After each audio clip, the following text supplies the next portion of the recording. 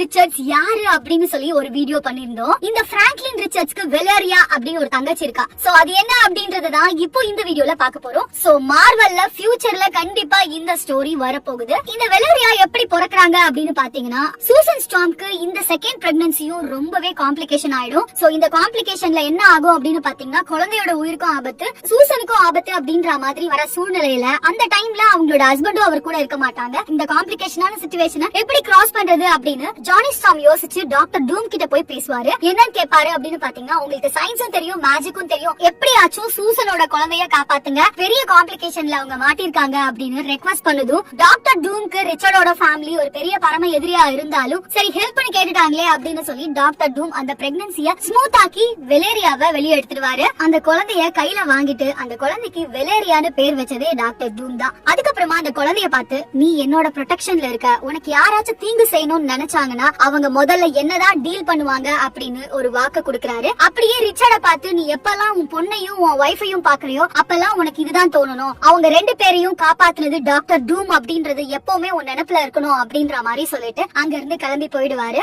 வெலேரியாவும் கொஞ்சம் கொஞ்சமா வளர ஆரம்பிப்பாங்க. ஆனா அவங்க அப்பா அம்மா விட இவங்களுக்கு ஹைலி ஜீனியஸ் சொல்வாங்கல்ல, அந்த மாதிரி ரொம்பவே அறிவாளியான குழந்தையா இருப்பாங்க. நல்லா வளர ஆரம்பிச்சதும் வெலேரியா என்ன பண்ணுவாங்க அப்படின்னா, அவங்க அப்பா அம்மா கூட இருக்க பிடிக்காம நான் அங்கிள் டூம் கூடயே போய் இருந்துக்கிறேன்னு சொல்லி ஒரு கட்டத்துல டாக்டர் டூம் கூடயே போய் அவங்க இருக்க ஆரம்பிச்சிருவாங்க. அண்ட் யாரோட பேச்சையுமே கேட்காத டாக்டர் டூம் வெலேரியா என்ன சொன்னாலும் டாக்டர் டூம் கேட்டுக்குவாரு. அண்ட் இன்னொரு நோட் பண்ண வேண்டிய விஷயம் என்ன அப்படின்னா, டாக்டர் டூம் வெலேரியா கிட்ட எந்த பொய்யுமே இது வரைக்கும் சொன்னதே கிடையாது. ஒரு கட்டத்துல டாக்டர் டூம் இவரோட பொண்ணாவே அவங்கள நினைச்சு வளர்க்க ஆரம்பிச்சிருவாரு. அண்ட் வெலேரியா அப்படின்னு ஏன் இந்த பர்டிகுலரான நேம் அந்த பொண்ணுக்கு வச்சாரு அப்படின்னு பாத்தீங்கன்னா, டாக்டர் டூமோட யங் ஏஜ்ல அவருக்கு ஒரு லவர் இருந்திருப்பாங்க, அவங்களோட பேர் தான் வெலேரியா. சோ அவங்களோட ஞாபகமா தான் இந்த குழந்தைக்கு அவரு வெலேரியான்னு பேர் வச்சிருக்காரு. என்னடா இது எல்லாத்தையும் சுத்தி வளைச்சு பார்த்தா தமிழ் சினிமால வர டிபிக்கல் ஸ்டோரி மாதிரி இருக்கே அப்படின்னு ஃபீல் ஆகுதுல? எஸ், எனக்கும் அப்படிதான் ஃபீல் ஆச்சு. சோ மார்வல்ல ஃபியூச்சர்ல வர போற இந்த ஸ்டோரியை தான் இப்போ நான் உங்க கூட ஷேர் பண்ணிட்டு இருக்கேன்.